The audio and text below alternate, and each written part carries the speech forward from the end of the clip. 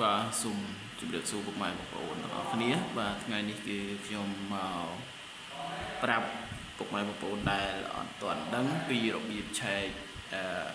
មើល Windows Computer របស់យើងតើយើងប្រើ Windows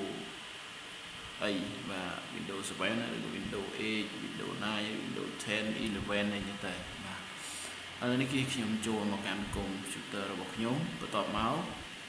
យើងចូលកន្លែងនេះមកបាទពុកម៉ែបងប្អូននេះកន្លែង Thai here to serve ដាក់កន្លែងនេះមកបន្ទាប់មកយើងវាយពាក្យថា setting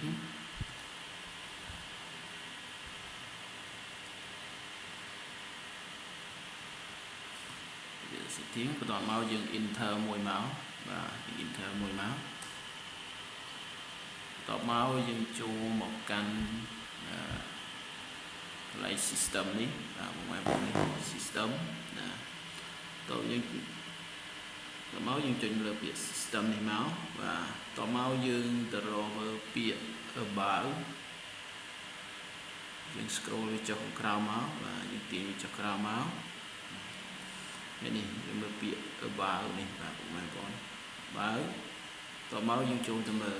តើ Windows អីកុំព្យូទ័ររបស់ខ្ញុំគឺ Windows 10បាទ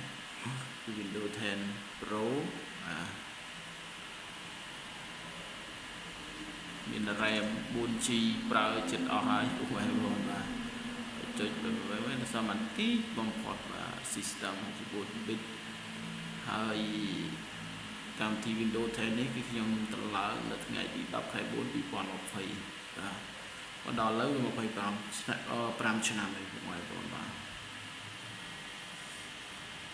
សម្រាប់វីដេអូនេះគឺមានតែប៉ុណ្ណឹងពុកម៉ែបងប្អូនហើយបើសិនជាពុកម៉ែបងប្អូនមានចំណុចអីផ្សេងបាទអាច comment នៅក្រោមវីដេអូពាក់ព័ន្ធនឹងទីសាស្ត្រផ្សេងៗបាទសូមអរគុណនិងសូមជម្រាបលាជួបគ្នានៅវីដេអូក្រោយទៀត